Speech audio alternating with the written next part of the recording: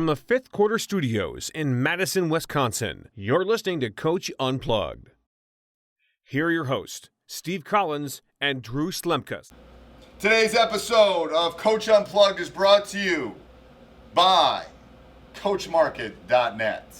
Not .com, CoachMarket.net. If you go to CoachMarket.com, you'll end up with a New York City coaching business website. You don't want that. You want CoachMarket.net. It will give you everything you need for a coach or a player. Articles, videos, all sorts of free things. Go check them out and support us here at Coach Unplugged. Episode 9 of Coach Unplugged. Live on Coach Unplugged. On this episode, we were laughing because we were telling a joke, weren't we? Yeah. It was an Anchorman joke. It was. And it would probably not be appropriate for this podcast. It's true. Yes.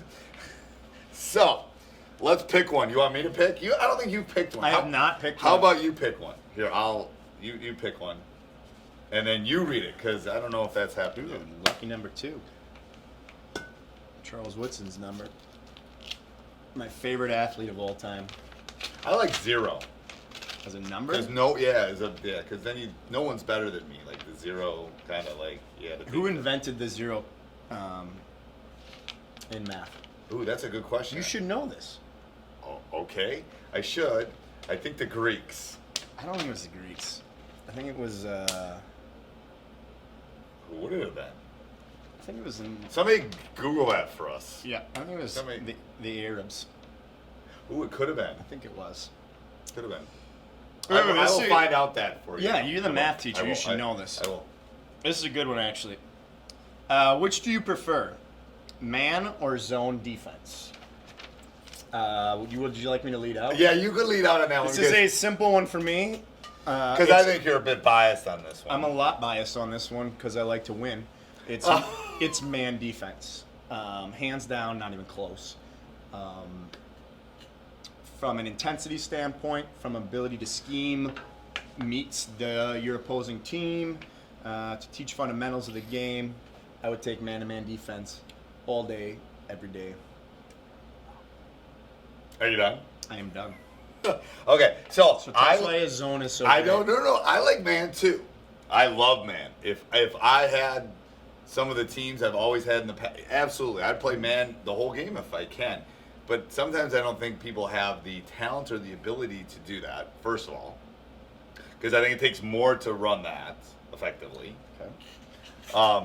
So, yes, I agree man is probably the best, but man doesn't always work. If you are predictable, yeah, that causes problems. Yeah, it's easier to beat. Final 4. Final game. You're saying Wisconsin was predictable. I'm not saying that. You can say that if you'd like. I'm not. I'm just saying some of those ball screens. The ball screen defense was a little predictable. Yeah. So maybe they weren't going to run zone, but I think change is not necessarily bad. I agree. And I think changing. I actually think change is really good. Right. So that's but your why. Change-up doesn't have to be to a zone. No, but I think it can be effective when it's to a zone. I agree. I do. I mean, I think Jim Boeheim won a lot of games because he has the kind of athletes that can play a 2-3 zone as well as a lot of teams play man. Yeah. So I think change is good. I think being predictable is not good.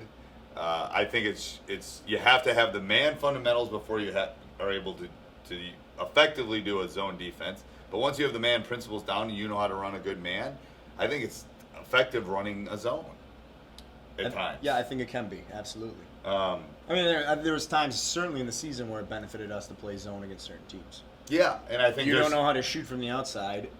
Or you don't like this kind of change, or, in our last game, we probably should have played some zone. We played all man. Yeah. In retrospect. So what was the exact question again? Which do you prefer, man or zone? I prefer man. So I think we agree on that. Yeah. But I don't think you go all the way and say it should just be man. Okay. No, you're like 95, yeah, and I'm like 75. I would stay man as long as I can.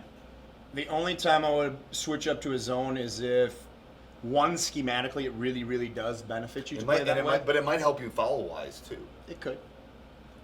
I'm just a little Okay. persistent with needing to play man-to-man defense. And I actually don't buy the argument that you have to have a certain talent level to play man defense. I think we've proven that in the state of Wisconsin throughout its glorious history of basketball that man defense wins Wisconsin teams games with lesser athletes, but knowing how to play as a unit, as a whole unit. Right, but I think you can do that. I would agree with that. But I also think that the zone part, and the thing is, it's a little different. I'm talking about the high school level than more of the college level. Yeah. If I was a college coach, I would be 99% or 95% man. It would be. But I'm a high school coach, and I don't think high school kids adjust as well to zones sometimes as you're dealing with elite athletes at the Division I college level.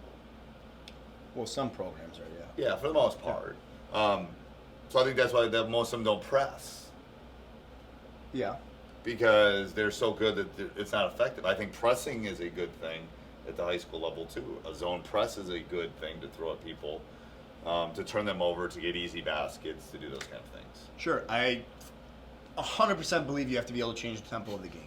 And zone allows you to do that easier. Because I only have them for 4. I do. I only have them for 4 months. If I had them all year, and I had them in the gym in the fall, and I had them in the gym in the spring, and I had them in the gym all summer, and I was able to work on just our stuff, yes, then I would be 100% on your board. But I don't, so I can use zone to slow pace. I can use zone to change things up.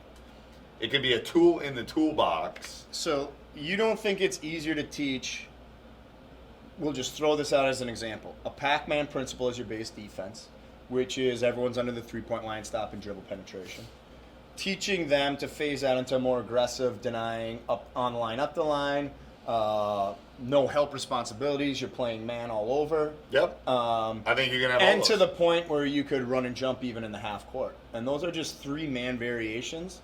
I think it's in the half court. Yeah, I think it's easier to teach that as a progression than to have 3 different zones to do that, accomplish that same thing, if that makes sense to you. It does. The zone I liked was our matchup. That's the only zone I really enjoy. And at the high school level, I'll say a 1-3-1 if you have length. I think you can trap the court. I think a 3-2 can work well. But I also think a full court pressure can work really well at the high school level, especially when you're on the 84-foot floor. Mm-hmm. Throwing a diamond in one, throwing a 2-2. I mean, you can slow pace, and going back to what you said, so I'm going to throw your argument back at you. Bring it. It's my argument. That maybe even in a full court, if you do like a 2-2-1, full court press, that can really slow teams down. Okay. The old Janesville Craigs of the world, in the 80s and 90s were able to do that really effectively, to just slow pace. Mm-hmm. I think you can do that easier in a 2-2-1 zone than you can in a man.